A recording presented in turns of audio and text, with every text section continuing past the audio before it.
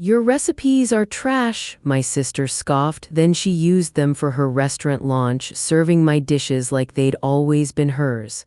I attended the launch quietly, clapping with the crowd. Then health inspectors walked in. I'd tipped them off, 13 health violations. My name's Sandra Meadows, and I'm 32 years old. For the last 10 years, my world has been the size of a professional kitchen. The searing heat from the flat top, the roar of the exhaust fans, the sharp, clean scent of lemons and disinfectant, that was my home. I wasn't the head chef, not the one with the name on the door. I was the ghost who made the head chef look good. And the head chef, the one with the brilliant smile and the story for every dish, was Emma Meadows, my sister. She had the face for television, the kind of easy charisma that made investors open their wallets and journalists write glowing reviews before they'd even tasted the food. I had the palate. I had the knife skills that could turn a carrot into a perfect, paper-thin ribbon in seconds. And I had a leather-bound notebook, its pages softened and stained with a decade of my life's work. That notebook was the only thing I truly owned. It held everything. It held my grandmother's goulash recipe, written in her shaky cursive on a page I'd carefully taped in. It held the exact timing down to the second for a perfect scallop sear that left the inside tender and sweet. It held the secret to a balsamic reduction that cooled into a syrup that tasted like sweet, smoky glass. Our arrangement was simple because it was never spoken aloud. It was a silent contract written in blood and business. I created the food, every last grain of salt accounted for. She took the credit. The status quo, that decade-long balancing act of my silence and her ambition, shattered on a Tuesday afternoon. Emma was in the prep kitchen for a tasting for her new flagship restaurant, a place she was calling the Gilded Fork. On the plate in front of her was my latest creation. Pan-seared scallops nestled in a bed of saffron risotto, shimmering under the harsh fluorescent lights. She took a single, delicate bite, her perfectly glossed lips twisting into a sneer. "It's dated, Sandra," she said, the words sharp enough to cut. "This comfort food garbage isn't going to get us a Michelin star." And then she did something that stopped my heart. She picked up the plate, my work, the risotto I'd stirred for 40 minutes straight, the scallops I'd seared with painstaking care, and scraped the entire thing into the stainless steel trash can. The sound of the porcelain against the metal was like a gunshot in the quiet kitchen. "I need something fresh for the launch," she said, her back to me as she wiped her fingers on a linen napkin. "Something brilliant." I didn't argue. I'd learned a long time ago that arguing with Emma was pointless, like trying to argue with a hurricane. I just grabbed a clean towel and started wiping down the station. But as I worked, I saw her eyes linger for a second too long on my recipe notebook, which was sitting on the steel prep counter. It was a fleeting glance, but it was enough. I felt a cold knot tighten in my stomach, and I instinctively moved the book, tucking it behind a stack of clean pans. As she walked out, I continued to clean, sanitizing every surface until it gleamed. In the chaos of the kitchen, order and cleanliness were my religion. They were the only things I could truly control. 2 weeks passed in a tense, buzzing silence. I kept to myself, assuming she'd gone out and hired some hotshot consultant with a more modern palate than mine. I tried not to think about it, focusing on my work, on the rhythmic chop of my knife, the steady bubble of a simmering stock. Then the marketing blitz for the Gilded Fork began, and the silence was broken. My phone buzzed in my pocket while I was on my break. I pulled it out and saw an Instagram ad. It was a sleek, professionally shot video, slow motion, a fork lifting a perfectly seared scallop from a bed of golden risotto. "My scallop, my risotto," the text overlay appeared in a clean, elegant font, a taste of Chef Emma Meadows' genius. My breath caught in my throat. I clicked the link, my fingers suddenly clumsy. It took me to the restaurant's new website. I scrolled down to the menu page. It was all there. My braised short rib with rosemary polenta, my roasted beet salad with goat cheese and candied walnuts, my lemon thyme panna cotta.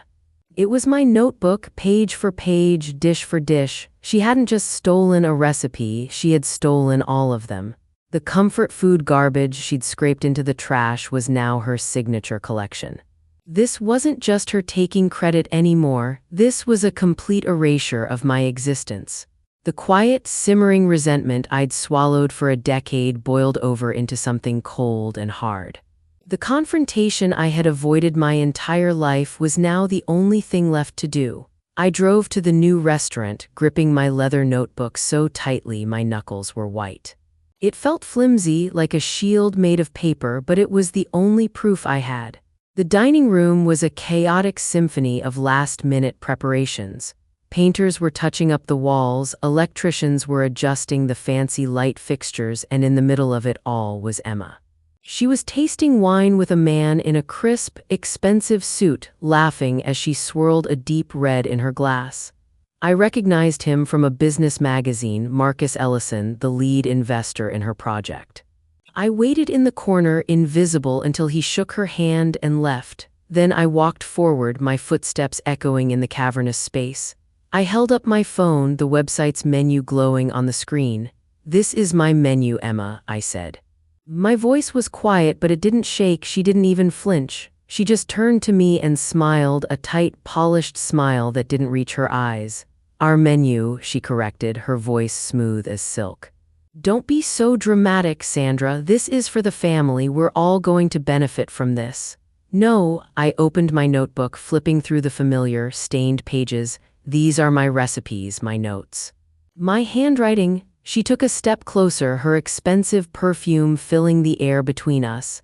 "And now they're making us both rich," she said, her voice dropping to a conspiratorial whisper. She patted my arm, a gesture that was meant to be reassuring but felt like a dismissal. "You should be thanking me." She turned away then, calling out an order to one of the workers, leaving me standing there with my useless proof in my hands. My first tactic, a direct appeal to her conscience, had failed because I'd made a fatal miscalculation. There was no conscience there to appeal to. Defeated, I went to the one place I thought might offer some sanctuary, some sense of justice. Our parents' house. I found Mom and Dad in the living room, sitting side by side on the floral sofa. A glossy magazine lay open on the coffee table in front of them, a full-page feature on Emma and the Gilded Fork. Her smiling face looked up from the page, a monument to a life built on my work. I sat down on the armchair opposite them and laid it all out. The scallops in the trash can, the stolen notebook, the website, the cold-blooded denial. I spoke calmly, trying to keep the tremor out of my voice. When I finished, the only sound was the ticking of the grandfather clock in the hall. My mom was the first to speak. She sighed, a long, weary sound, and looked at me with an expression of deep disappointment. "Sandra, you've always been so talented, we know that, but why can't you just be happy for your sister's success? She's worked so hard for this." My dad was more direct, leaning forward with his elbows on his knees.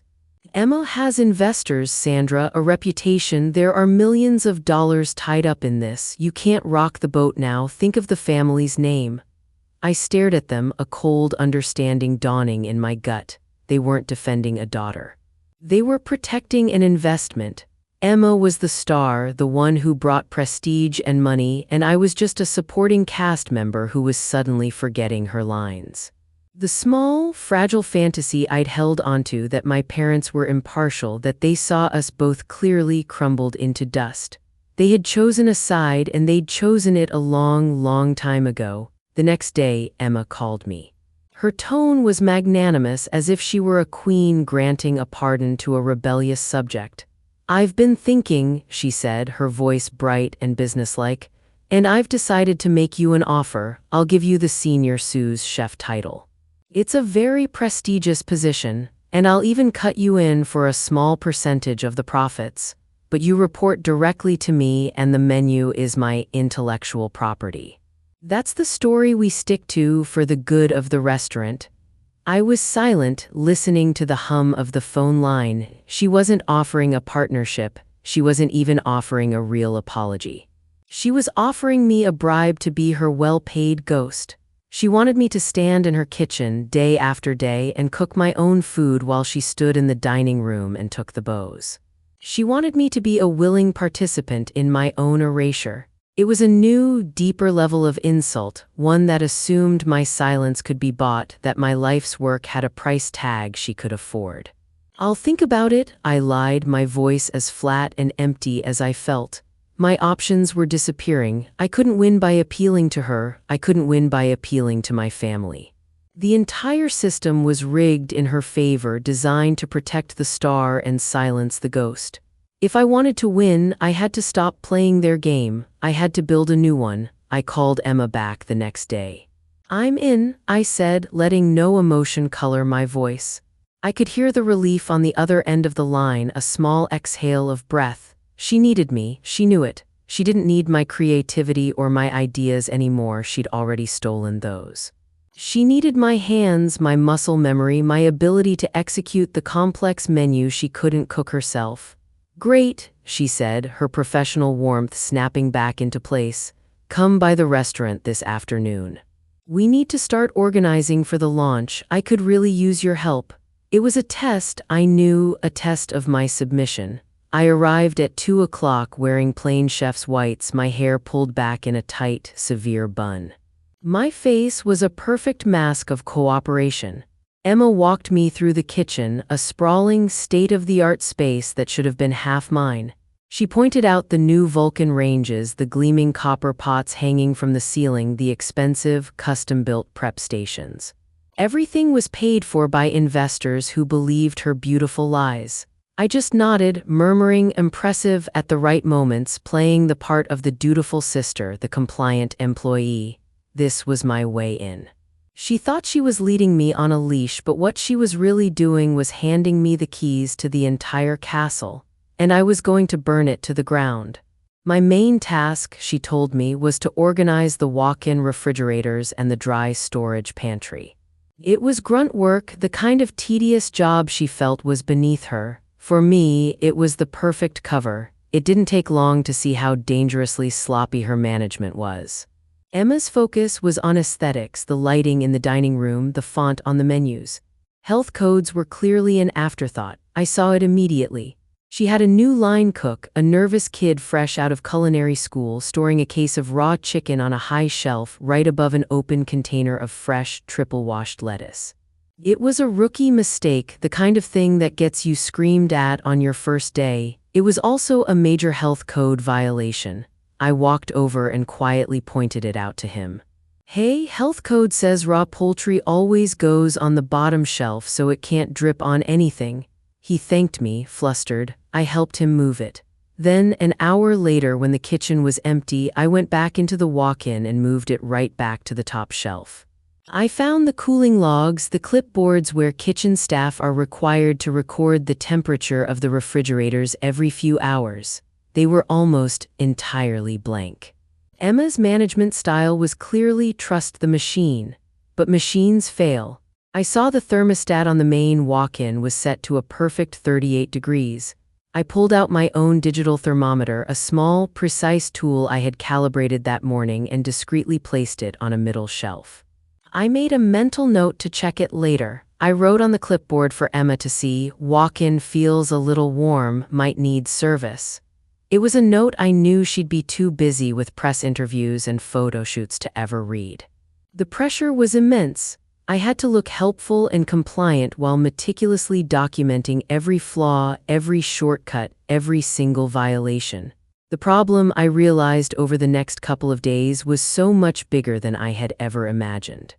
Emma wasn't just stealing my recipes, she was a complete and total fraud. She didn't have the skills to back up any of her claims. I watched her one afternoon as she tried to explain the balsamic reduction process to a new cook. She got the temperature wrong, the timing wrong, the ratio of sugar to vinegar wrong. She couldn't cook the very food she claimed to have invented. It was pathetic. She held a staff meeting later that day, a pathetic attempt at team building. She stood before the new crew and told them a beautiful, heartwarming anecdote about how she was inspired to create the braised short rib dish after a transformative trip to Tuscany. It was my story.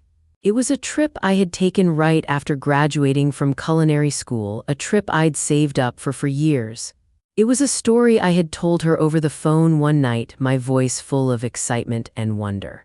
She was stealing my life, not just my work. She was patching together a new identity for herself using the best parts of mine. Getting closer, seeing the true depth of her deception didn't make me angry. It did something else. It steeled my resolve until it was as hard and sharp as my favorite chef's knife. This wasn't just about getting credit anymore. It was about taking back my life. The Friday before the grand opening, Marcus Ellison, the lead investor, stopped by for a final tasting. Emma was a nervous wreck. She hovered in her office, reapplying her lipstick and making frantic phone calls while I did all the real work. I cooked every dish, plated every component, wiped every rim. She was the one who carried the plates out to the dining room, her smile bright and confident. I watched through the kitchen pass as she described each dish to Marcus using my words, my stories. He loved it, every single bite. He started talking about scouting a second location before the first one had even opened its doors. He raised his wine glass and made a toast to Emma, calling her the future of the culinary world. I stood in the heat of the kitchen, invisible, listening to the man who had funded my erasure praise my thief. The stakes sharpened into a fine, cruel point. This wasn't some small family drama anymore. This was big money, big reputations, a multi-million-dollar investment built on a foundation of lies. If I brought her down, I wasn't just hurting my sister, I was torching everything. Good, let it all burn. On Tuesday, 3 days before the opening, Emma asked me to use her laptop in her office to order more dry goods. She was too busy with a photo shoot for a local magazine to do it herself. The password is my birthday, she said, a little too smugly as if it were a clever secret. I was on the supplier's website adding sacks of flour and sugar to the cart when a thought struck me. It was a nasty, invasive thought, but I was past caring about things like privacy. I opened her email client. I didn't have to look far. Even from the preview pane, I could see a chain of messages in her trash folder. The sender was an attorney. The subject line was copyright registration. My blood went cold. I clicked on the email. There was an attachment, a portable document format file. The file name was E. Meadows Collection PDF. With a trembling finger, I opened it. It was a high-resolution scan of my leather-bound notebook, every page. Every handwritten recipe, every note I'd ever made, every sauce stain. The lawyer's response was the body blow that knocked all the air from my lungs. It confirmed, in crisp legal language, that the collection of recipes had been successfully registered with the United States Copyright Office under her name. Emma Meadows, this was the first piece of hard proof I had. She wasn't just claiming them anymore. She was legally codifying the lie. She was trying to make it a federal crime for me to cook my own food. I didn't storm out of her office. I didn't confront her. I just sat there for a moment, my mind strangely calm, and forwarded the entire email chain to a new, anonymous email address I'd set up on my phone just minutes before. Then, I went back to her trash folder, selected the email chain, and held down the shift key as I pressed delete. It was gone forever. She would never know I saw it. That single, silent act was me dousing the bridge between us in gasoline. There was no going back. There would be no negotiation, no tearful reconciliation. The slim hope I'd harbored for a simple "I'm sorry" was gone. I had to commit to a new approach, a new language, one that she would understand. It wouldn't be a fight for credit, it would be a demolition. I stopped seeing her as my sister at all. She was just a target. The grand opening was set for Friday night, 5 days away. The date, which had once felt distant, was now a ticking clock in my head, each second a loud, metallic click. The invitations had already gone out to the city's elite. I'd seen the confirmation list on Emma's desk. The city's most feared and respected food critic, Noah Grant, a man whose review could make or break a restaurant overnight, had confirmed he would be there. Emma was ecstatic about it. She saw his attendance as her coronation, the final jewel in her stolen crown. I saw it as my spotlight. I wouldn't just be exposing her to her investors, I would be exposing her to the entire city with the most important voice in the room as my witness. The deadline gave my planning a razor-sharp focus. I had 120 hours to construct a perfect, inescapable trap. Every action I took from that moment on had to serve one single purpose. Her total and utter ruin on opening night, I would let her have her moment. I would let her climb onto that stage and take her bow. The higher she climbed, the harder she would fall. My original thoughts of revenge had been vague, unformed. Maybe I'd leak the story to a reporter, maybe I'd try to publish my own cookbook first. But the copyright email forced a pivot. My response had to be as decisive and as legally airtight as hers had been. The plan began to form in my mind, a beautiful, terrible machine with two moving parts. Front one was the public reveal. For that, I needed undeniable, time-stamped proof of my ownership. Words wouldn't be enough. I needed something visual, something a crowd of people could see and understand in an instant. I needed digital evidence. Front two was the official takedown. Her sloppiness in the kitchen, her complete disregard for the rules was my second weapon. Health codes aren't suggestions, they are the law, and a restaurant that can't pass a basic inspection is a failed business, no matter how good the stolen food tastes. One part of the trap would catch her fraud.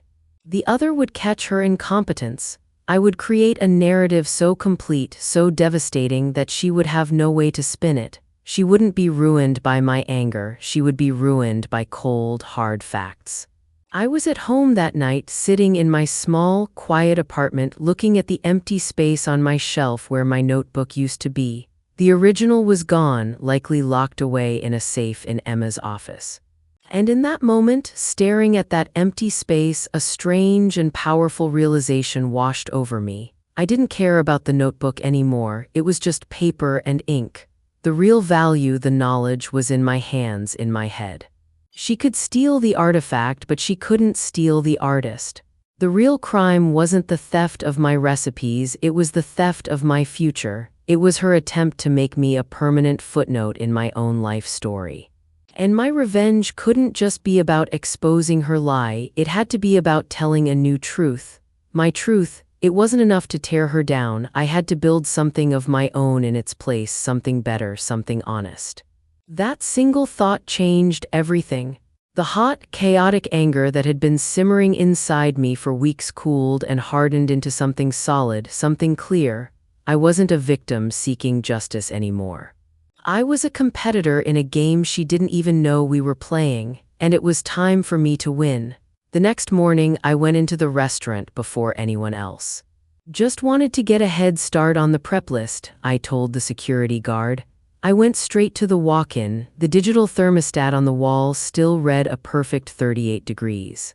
I took out my own calibrated thermometer and placed it on a shelf next to a case of tomatoes. I waited. 5 minutes later, the display read 43 degrees, 5 degrees too warm, a critical violation. Then, I walked over to the poultry section.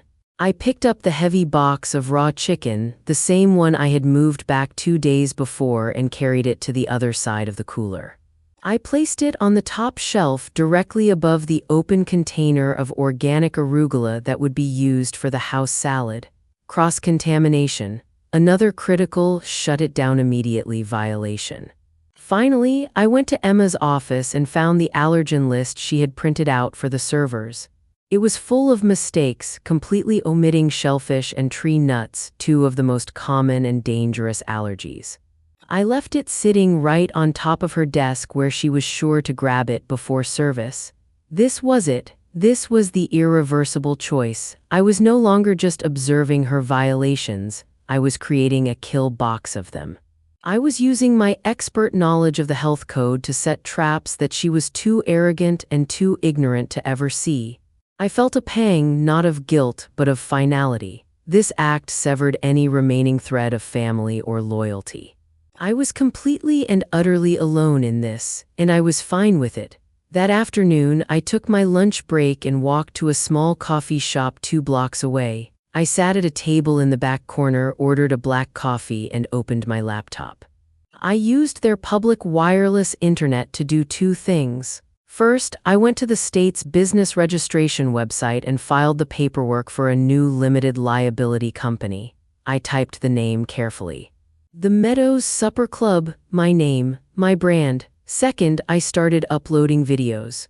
For the past year, I had gotten into the habit of filming myself cooking in my small apartment kitchen, documenting my process for my own reference. They were simple, unedited videos, but they were all time-stamped by the cloud server the moment they were created. I uploaded the video of me finally perfecting the scallop dish, dated 6 months ago. The video of the short rib, dated 8 months ago. The panna cotta, almost a year ago. I created a private digital archive, a library of irrefutable evidence. My goal was no longer just a vague idea. It was restated in bold, risky terms. On Friday night, I wouldn't just expose Emma, I would launch my own brand on the ashes of hers. The gilded fork would be her spectacular end. The Meadows Supper Club would be my quiet, powerful beginning. Emma started hovering without stepping into the kitchen. I could feel her eyes even when she was upstairs because the little red lights over the cameras glowed like watchful dots. The staff joked about it, Big Brother is watching, but they didn't know how she operated when she got suspicious. My calm had thrown her, she couldn't read me anymore, and that scared her more than an angry outburst ever would. She started making little shows of power. She called me into her office to clarify expectations and spoke to me as if I were a temp, not the person whose hands were carrying her menu. Then she tried to wedge herself into the line during a practice run, standing at my shoulder, narrating my movements to the team like she was teaching, like she'd ever done any of it. "See, that's how we want the scallop to look, a nice caramelized crust," she said, voice bright, eyes locked on the camera feed on her phone. There was a kid on prep, Leo, who had taken to me. He asked questions, listened when I answered, kept his station clean without being told. He treated the food like it mattered. We'd fall into a rhythm at the cutting board. He handed me herbs without my asking, anticipated where I'd reach. That kind of quiet support is rare, and Emma smelled it like smoke. On Wednesday afternoon, we were breaking down chickens at the prep table when her heels clicked down the hallway. Everyone straightened before she even rounded the corner. She didn't say hello, she just looked at Leo and said, "Can you step into my office?" He came back 5 minutes later, pale and blinking. He started wrapping his knives in his roll without looking up. I knew before he said it. "She fired me," he murmured, the words barely audible under the hum of the walk-in. "She said my knife work is inconsistent." I watched the way his hands shook as he tightened the leather ties. His cuts were clean, neat, safer than half the people on her staff. "I'm sorry," I said, my mouth felt like chalk. He gave me a lopsided smile that didn't reach his eyes. Emma stood by the door, arms crossed, watching like a queen inspecting a beheading. "We hold high standards here," she said loudly to no one and everyone. "No hard feelings, Leo, maybe try a slower kitchen." The message was clear. She didn't have to say my name, she didn't have to say anything at all. I kept my face flat and wiped my cutting board until it squeaked under my cloth. I looked up once, straight into the camera over the pass, and let it see nothing but calm. Leo lingered by my station for a second on his way out, the strap of his bag digging into his shoulder. "Hey," he whispered, "don't let her get away with it."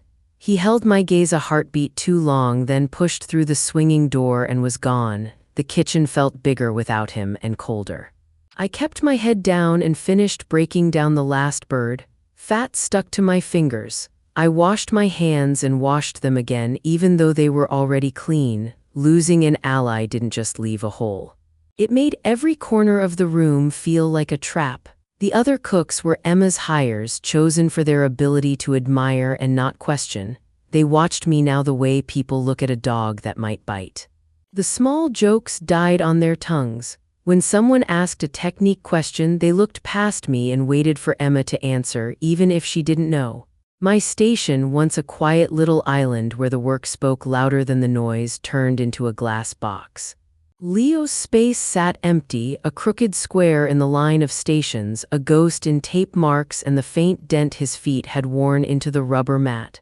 Every time my knife hit the board, the sound of it bounced off the emptiness and came back a little sharper. He returned his apron at the back door and didn't come inside again. Still, I caught glimpses of him in my mind for the rest of the day, packing his kit, blinking fast, fighting the urge to cry in front of people who didn't deserve to see it.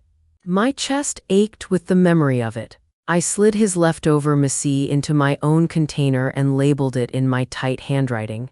I did it because it was efficient, but I also did it because I wouldn't let the only decent thing in that room go to waste.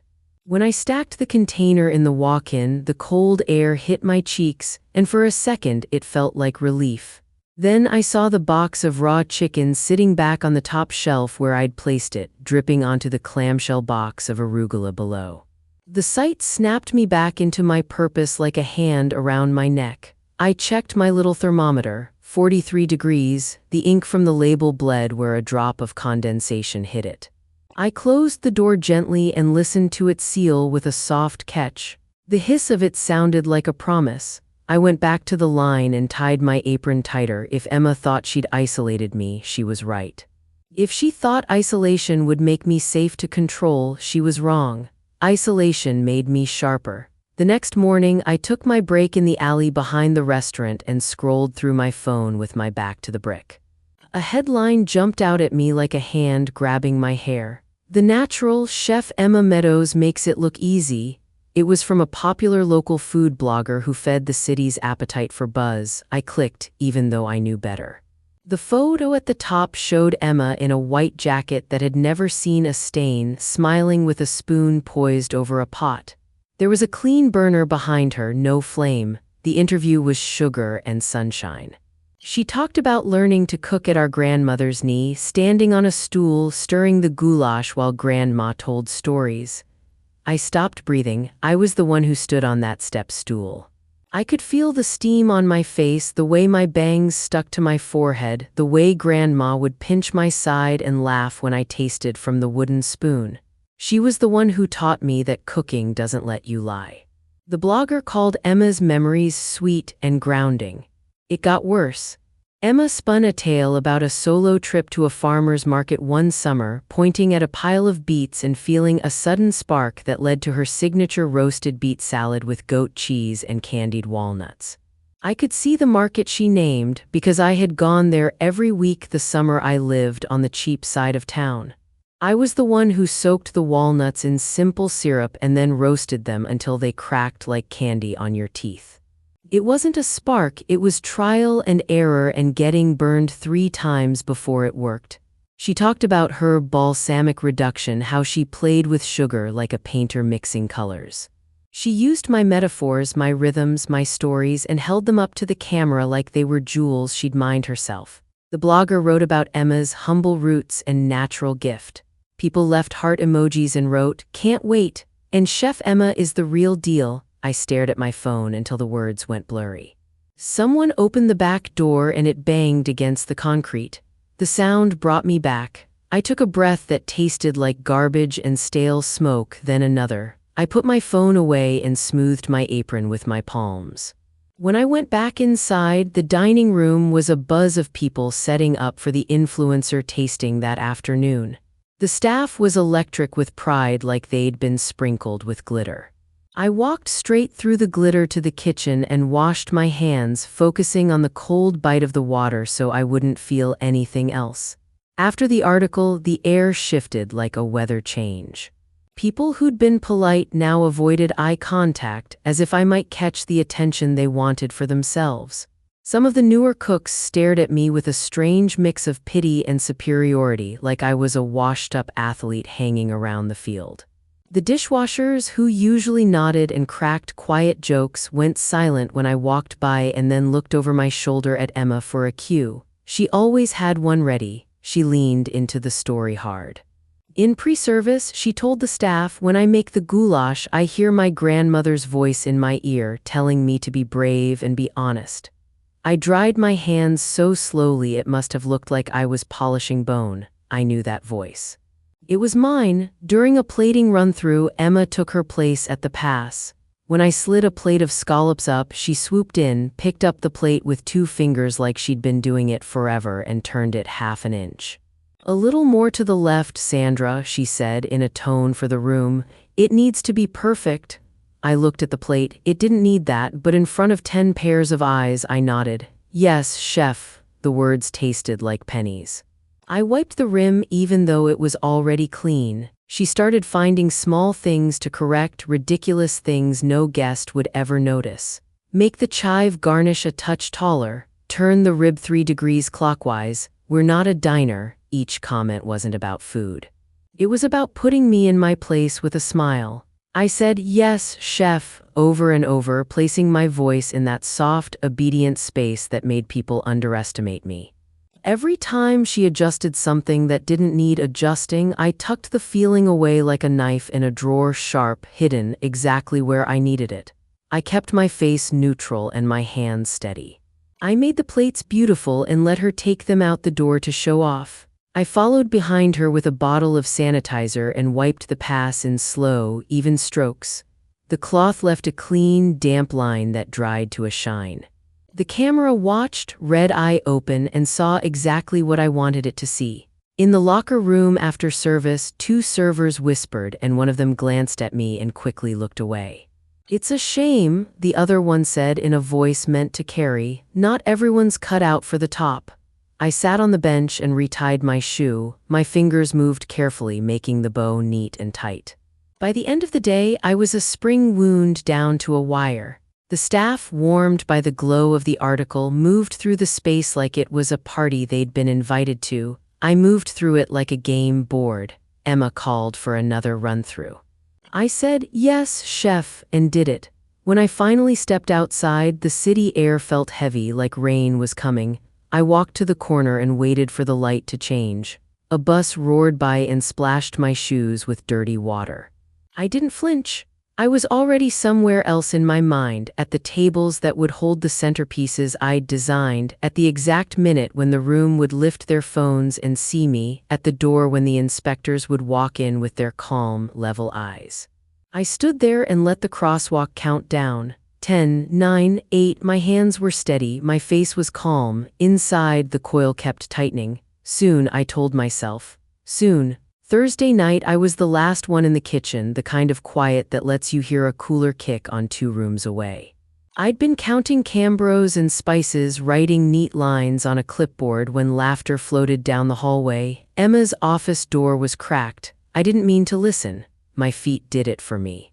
I stopped in the shadow just outside and tried to breathe quiet. Emma's voice was bright and sugar-sweet. I can't believe she bought it. She's in there right now, organizing the spice rack like a good little soldier. My body went cold. I heard the soft buzz of a speakerphone, then my mom's voice, so familiar it hurt. She's always been so eager to please, Mom said, like she was talking about a child who collects gold stars. Just let her feel useful. You know how she is, Emma giggled. I pictured her with one heel kicked off, swirling a glass of white wine she'd never finish. She even tried to confront me about the recipes. It was almost cute. She owes us this, sweetie, Mom said, her tone smooth as butter. All those years we supported her hobby, it's time it paid off for the family. Hobby, the word scraped me like steel wool. I could see Emma, mouth parted in a grin, tipping her head back at Mom's approval. I could see my own reflection in the dark glass of the office window, hair in a neat bun, face flat, the kind of expression you wear when you've been trained not to say the wrong thing. By next week, no one will even remember her name, Emma said. They'll remember mine. I pressed my thumb into the clipboard so hard the corner dented. For a second, all I could hear was the soft hum of the building and the faint clink of ice in a glass. Then I turned and walked away. The inventory list was half done. I left it on the stainless counter, a neat line of numbers cut off mid-sentence. I didn't need to finish counting. I'd counted enough. I stood in the dark hallway outside the back door and stared at the exit sign until the red blurred. Any last scrap of hope I'd kept buried, hope that Mom would be fair, that she'd see me, crumbled cleanly like sugar glass. They weren't bystanders, they were builders. They'd helped design the cage and then handed Emma the key. The thought hit with a sharpness that almost made me laugh. Home wasn't a place I could run to if this blew up. Home had become a word people use when they want you to stop asking questions. My head filled with flashes of small moments, Mom moving Emma to the front of family photos. Dad asking me to set the table while he showed Emma how to carve the turkey, even though I'd been the one cooking it since high school. I hadn't noticed then that I was being arranged like a background prop. Now the staging lights were blinding. It should have hurt more than it did. Instead, a clean, strange calm slid over me like cool water. There were no more ties to cut, no more soft spots to tiptoe around. The last safe option, the fake idea that there was a safety net if I changed my mind, evaporated. I was a trapeze artist looking down and seeing the floor. Oddly, it made the air feel simpler. I thought of Grandma's kitchen, of being small and standing on that step stool. She used to say, "Don't stir too fast, you'll splash and lose the good stuff." I'd been stirring slow all my life so I wouldn't make a mess. Emma and Mom had already decided the mess didn't matter as long as it stayed on me. When I pushed out into the alley, the night had a wet shine like it had just rained and the city hadn't noticed yet. I walked to my car without checking my phone. My hands didn't shake. The person who stepped off that curb wasn't the same person who had walked in before closing the office door. Something had clicked into place with the sound of a lock turning.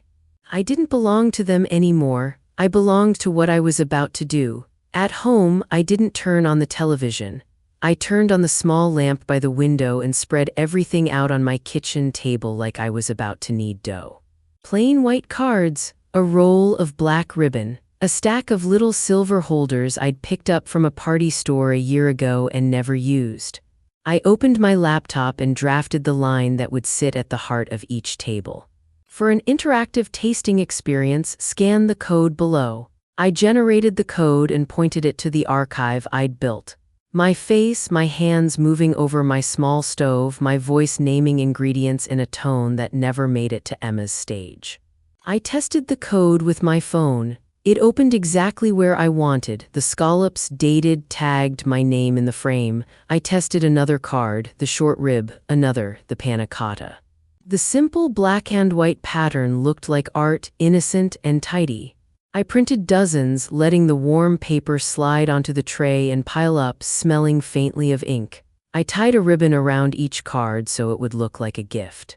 Then I sat on the edge of my bed with a cheap flip phone I'd bought in cash from a corner store that afternoon. I flipped it open and closed a few times until the hinge loosened. I wrote what I needed to say in my notes app on my regular phone and read it out loud until my mouth knew the shape of the words without sounding rehearsed. My voice was calm. I pretended I was talking to a neighbor. Imminent health hazards. Raw poultry stored above ready-to-eat produce. The walk-in cooler reading 43 degrees. Cooling logs left blank. Allergen cards missing key items. I kept it short, clear, impossible to ignore. I laid out my clothes on the chair. A simple black dress and a soft wrap that wouldn't draw attention. I tucked the burner phone, a small pair of scissors, and a roll of painter's tape into my purse like I was packing for a picnic. I could already see the cards sitting pretty in the center of every table, candles flickering around them, guests lifting their phones out of curiosity. I could see Emma's face when she felt the room turn and didn't know why. I washed my hands and stared at my reflection. My eyes looked older than they had that morning, not tired, just done pretending. I checked the time and turned off the lamp. The room fell into the soft gray of streetlight through blinds. The clock ticked loud enough to keep me from sleeping. It sounded like a metronome counting me down. Before tonight, a small voice had whispered that maybe the hit I was planning was too much. Maybe I'd tip a domino and knock down the wrong people, the servers and dishwashers who hadn't done anything wrong except take a job. That voice had kept me kinder than anyone deserved. After that call in the office, the voice was silent. Not because it didn't matter, because they'd shown me the only language they understood. They saw me as a tool, something you pull off a shelf when you need it and shove back when you don't. A good little soldier. They counted on my silence, my habit of smoothing the tablecloth so no one saw the wrinkle. There was no path left that let me walk away with my dignity and leave theirs untouched. They'd built their stage on the belief that I would never kick out a single leg. They were wrong, so I let myself picture it without flinching. The dining room full of perfume and money, the gold dress, the perfect lighting. The moment screens glowed with my videos like a sunrise across the room. The front doors opening to officials in calm jackets. The red notice slapped against the shiny pass. The sound the room would make, the sharp inhale of surprise, the soft buzz of anger, the scrape of chairs, the clatter of a dropped fork. I pictured Emma's eyes finding mine. I pictured saying exactly what I'd been saving. It didn't feel cruel.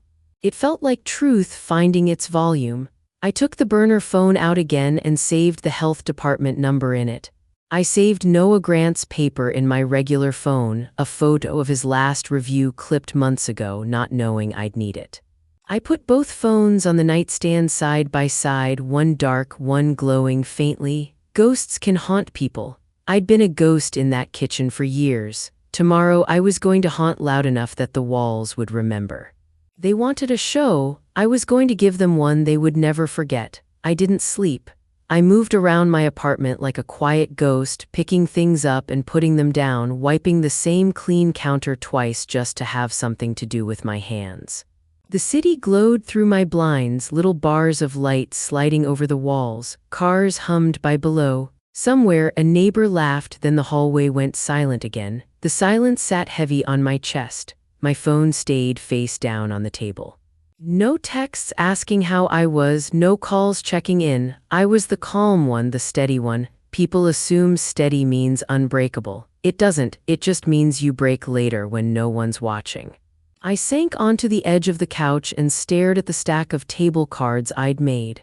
They looked like wedding place cards, simple and pretty, tied with thin black ribbon. It hit me that I was about to embarrass my entire family in public. Not just Emma, Mom and Dad would feel it. Our last name would be in people's mouths. I saw the faces of the waiters, the dishwashers, the kid who bussed tables with his shoulders up around his ears. They hadn't hurt me. They just needed a paycheck. They'd show up tomorrow, do everything they were told, and still end their night empty-handed because of a storm they didn't start. A tremor went through me, small but there. What if this backfired? What if Emma spun it like she always did and I came out looking like a bitter sister making up stories? What if Noah Grant rolled his eyes at the videos and called it a stunt? What if I lost everything and still didn't get my name back? The goal that had felt so bright and clean that afternoon started to look far away, like a star you can see but can't touch. I got up and paced to the window and back, counting steps without meaning to. 8 to the wall, 8 back. The clock on the stove ticked 2 minutes forward, then 3. I tried to picture a world where I did nothing. I saw Emma smiling in that gold dress, laughing at a party while people told her how brilliant she was. I saw myself in the kitchen every night, lining up plates for her to take credit for, growing smaller and smaller until there was nothing left of me but hands. I sat down again, and the emptiness of that picture pushed the air out of my lungs. I closed my eyes and let the fear sit beside me like a cat that doesn't want to move. I didn't fight it. I waited. My phone rang just after midnight. The sound hit me like a slap. I flipped it over. Dad's name glowed on the screen. For 1 second, a foolish hope rose up. Maybe he knew, maybe he felt something was wrong, maybe he wanted to ask how I was. "Sandra," he said, his voice tired, like he'd been trying to sleep and couldn't. "Your mother and I are so proud of Emma. We know tomorrow is a big night for her." Proud of Emma, not "how are you," not "are you okay." I pressed the phone tighter to my ear and stared at the blank wall, willing myself not to cave, not to fill the silence with promises I didn't believe. There was a small pause. I could hear the faint rustle of sheets on his end. "I just want you to promise me you'll be supportive," he said. "Don't make a scene. Your sister is under a lot of pressure." The words slid right into the old groove. Don't make a scene, be the good one, smooth it over, take the hit. Dad wasn't calling to connect, he was calling to manage. I felt something in me tighten, then snap like a thread pulled too far. He was still talking, something about investors, about it reflecting on the family. I stopped listening. "I have to go, Dad," I said. My voice surprised me. It was steady. It had no apology in it. Before he could answer, I hit end and set the phone face down again. The little red missed call dot popped up. I didn't touch it. His words had done what I didn't expect. They didn't make me doubt. They washed the doubt off me like rain. Support had always been a one-way street in our house. I carried, and Emma stood on top of what I carried and waved. He'd asked me not to make a scene. He wanted me small and polite in the corner of my own life. The call closed the door on that old role. The quiet in the room changed. It wasn't empty anymore. It was clear. I walked to my bookshelf and reached for the old wooden frame shoved in the back. The photo inside was faded. Grandma and me in her kitchen. I was little, cheeks flushed, dusted in flour like a sugar cookie. She had one hand on my shoulder and the other around a wooden spoon. The stove behind us was old and chipped. The pot on the front burner was big and dented. I could still smell her house when I looked at it, onions sweating in butter, steam heavy with paprika, something sweet hiding under the savory. Grandma had a way of looking at you that made you straighten your back without being told. She used to tap the spoon on the rim of the pot and say, "You can't lie to a boil, it tells on you." She meant the kitchen, but she meant everything. She was the only person who made me feel like my quiet way had weight. I ran my thumb over the edge of the frame and thought about the thing that hadn't changed from then to now. The truth, not the story Emma told, all shine and edits. The simple thing that stands up by itself. My plan was loud and messy, but it was built on that, not on rumors or tricks, on dated videos of my hands on my stove, on the facts in a cold walk-in. Emma's world was built on a lie, and lies crack. They look strong until they don't, and then they break all at once. I slipped the photo into my purse between the burner phone and the roll of tape. I wanted it with me like a talisman, not for luck but for aim. I turned off the lamp and sat on the edge of my bed until my eyes adjusted to the dark. The city outside kept moving. I didn't move.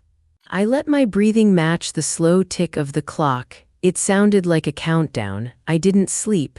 I watched the square of pale light on the floor move a little closer to the wall and waited for morning. By 7 that evening, the gilded fork was humming like a hive. The lobby smelled like new paint and white flowers and a whiff of truffle oil that had already seeped into the air, the kind of smell meant to whisper money. I stepped inside in my simple black dress and wrapped the soft shawl tighter around my shoulders. No jacket with my name on it, no knives. I wasn't there to cook. The host's stand was a glossy block of wood. The hostess gave me a smile and a look that slid off me and stuck to someone behind me with a flashier outfit. Past her, the dining room opened wide, all soft light and gold accents. The tables were set with polished silverware that caught the glow. Candles flickered in small glass cups. My little cards sat in the center of every table, propped up like quiet invitations. A server leaned in close to one and smiled, thinking it was a playful touch from Emma. I almost smiled back. Emma floated through the room in a gold silk dress that made her look like a bell ringing. She touched shoulders, kissed cheeks, laughed at things that weren't funny. When people reached out, she gave them both hands like a politician. She was the star of a movie where she'd written herself the only good lines. Marcus Ellison stood under a light fixture shaped like a nest of glass and lifted his glass when she looked his way. He was already in the second location dream. His face was pink with heat and pride. Noah Grant was at a table with a clean view of the kitchen pass and most of the room. He had a small notebook and a stillness about him that didn't match the buzz around him. He didn't smile or frown. He watched. It's rare, watching like that. People usually either gush or judge. He did neither. He took in the whole picture and then looked for the corner where it peeled away. I didn't go to the kitchen. I didn't want their heat on my skin. I moved to the back bar where it was darker and leaned my elbow on the smooth wood. The bartender was busy making something that smelled like grapefruit and gin. Glasses clinked. Plates hit tables with soft thumps and little gasps of delight followed them like confetti. A woman in a feathered dress at table 3 held up her phone to catch a video of steam rising from a dish and said, "Perfection." The first course slid out, a line of identical plates marching in the hands of servers. Scallops, my scallops. The sear glowed a deep caramel, tight and even. The saffron risotto held the scallops up like a pillow. People leaned forward with their forks in a way I recognized from kitchens all over the city. Good food makes people lean in. The sound in the room went hush then hummed, a mouthful of approval moving table to table. Emma saw me. For a second her eyes clicked on mine. The corners of her mouth tightened, then she gave me a small, triumphant nod and turned away like I'd finally agreed to be her shadow. She didn't see the card in my hand.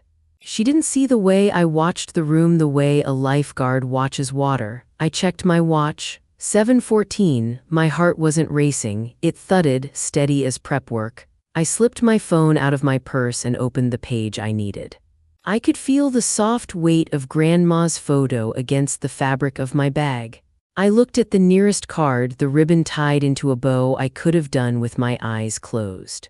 I took in one more breath that smelled like roses and butter and money, and I let it out slow. At exactly 7:15, I tapped my screen and made the site live. Nothing dramatic happened. There was no noise. The change was like turning on a light in another room. A woman at a table near the bar picked up the card and tilted it toward her husband. "Oh, that's neat," she said, laughing. "An interactive experience." She took out her phone and lined up the little black and white square. Her screen blinked, loaded, and then my face filled it, not the face with makeup and a stylist. My face in my small kitchen, hair up, a pot of saffron rice on the stove, a heavy pan smoking just a little on the front burner.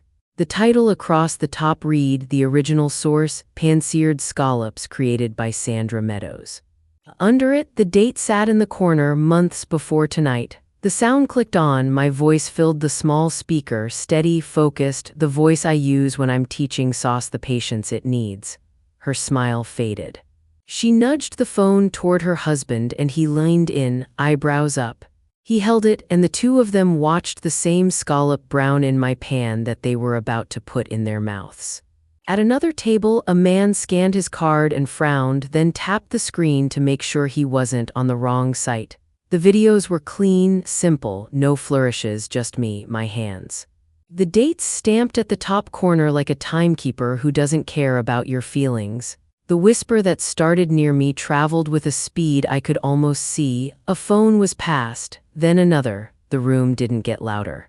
It got strange, the way rooms do when people are all thinking the same thought and pretending they aren't. Noah Grant reached for his card slowly, like he already knew it was important. He lifted his phone and scanned the code, and I watched his face alter by tiny degrees.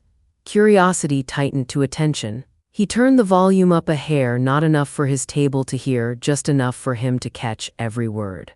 He didn't look up when a server set down a plate. He didn't look at his date. His eyes stayed on my screen. His hand moved once to jot something in his notebook without dropping his gaze.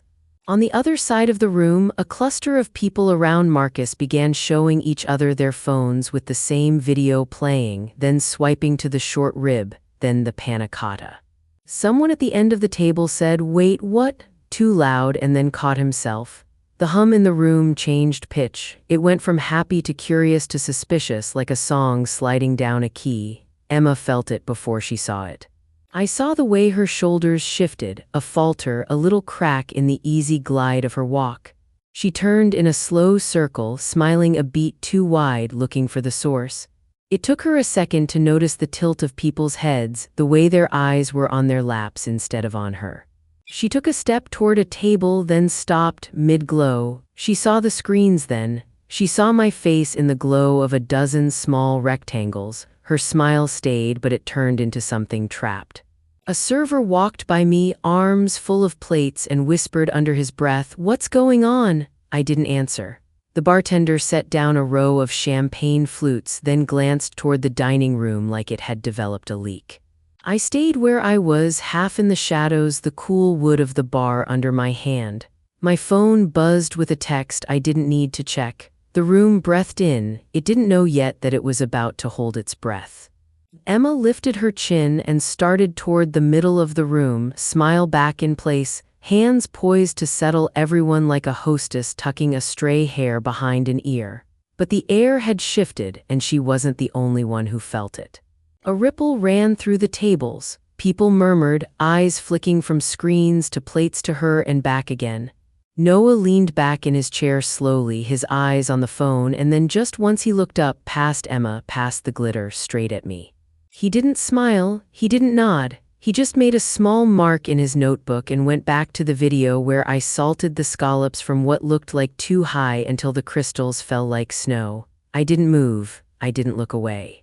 The fuse had been lit. The room was starting to see. I could feel the next click in the clock coming, steady as a heartbeat. At 7:20, the big front doors swung open and a draft of cool night air slipped across the room.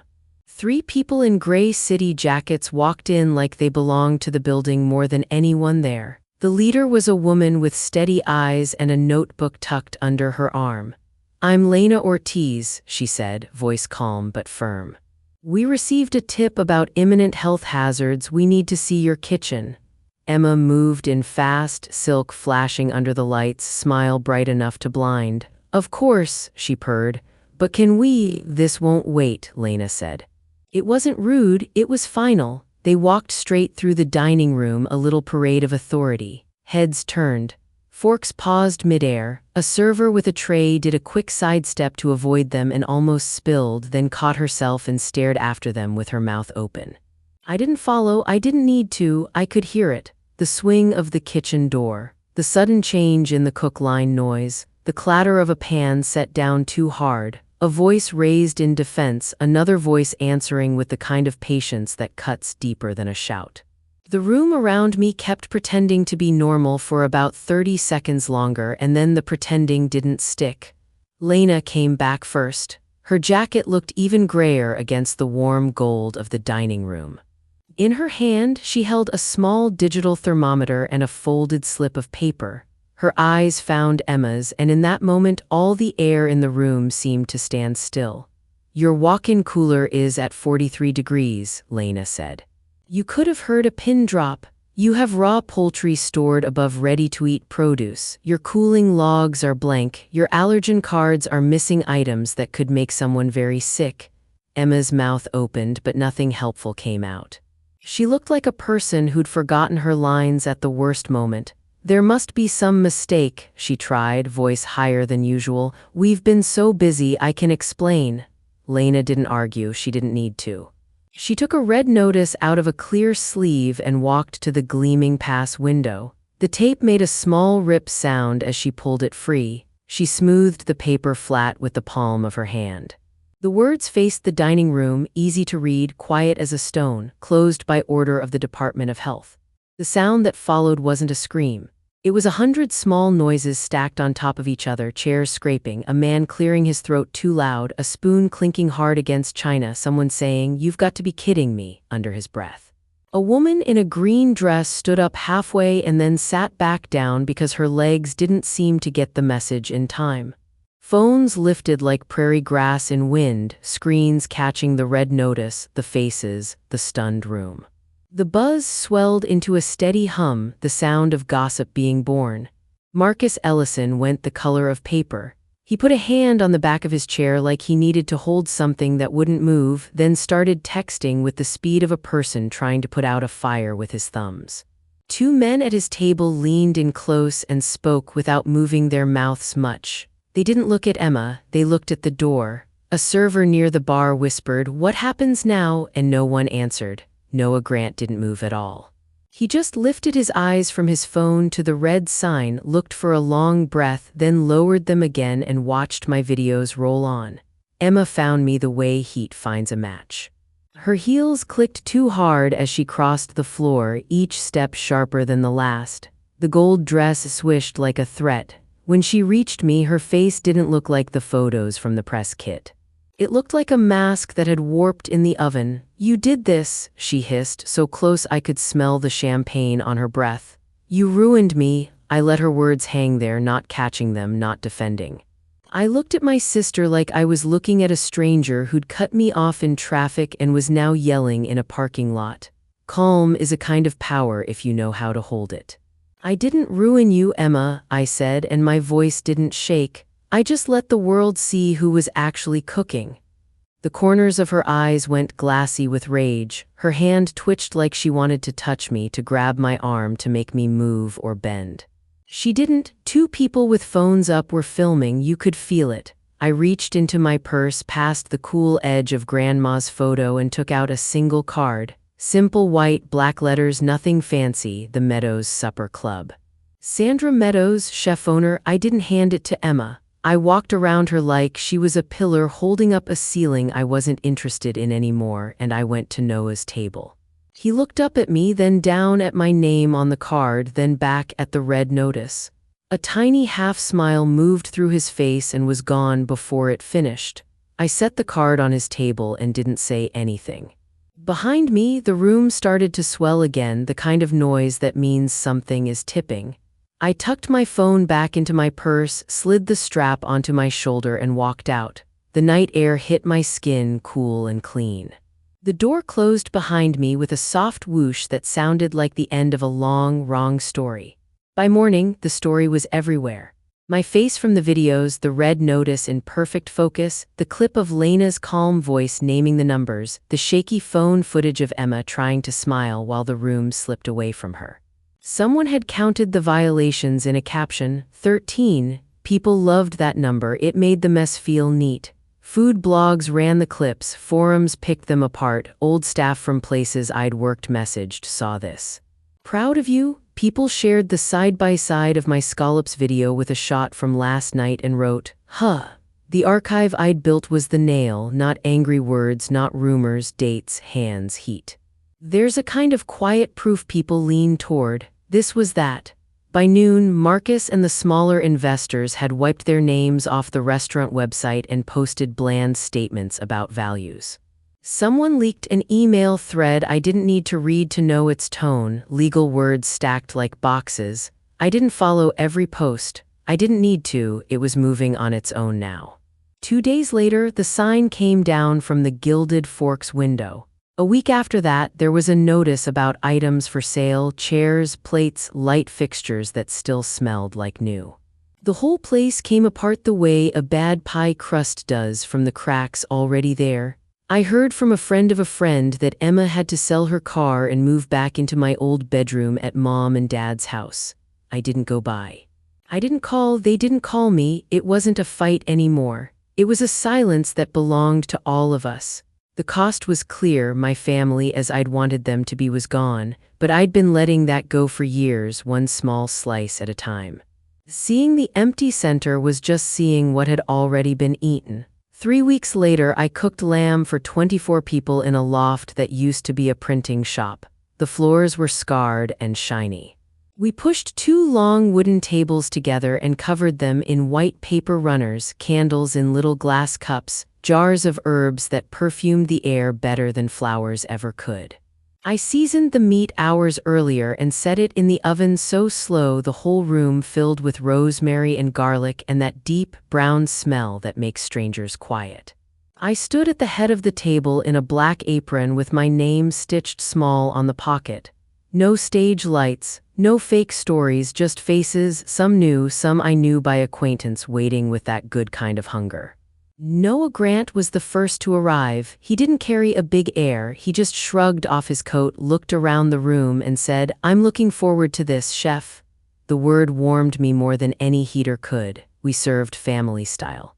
I explained dishes like I was talking to friends because I was. I told the story of Grandma's goulash without lifting anyone else's memory. I talked about burning the walnuts twice before I got the candy right. People laughed and nodded like they'd burned things too. When the plates came back to the kitchen empty, my chest felt wide. On Sunday, Noah's review ran. He called it The Chef Returns. He didn't chew on the drama. He didn't make me a symbol. He wrote about the food, about the lamb that tastes like patience, about a salad that turns a backyard garden into a poem, about a panna cotta that lands like a promise. He wrote, "There's honest, unpretentious genius here." I read it once, then once more slowly, then I put it in a drawer so I wouldn't keep staring at it like it might change. That night, I poured wine with a steady hand.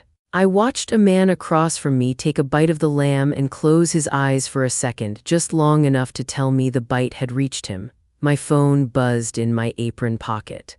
Emma's name flashed on the screen, a block of letters I didn't need to read.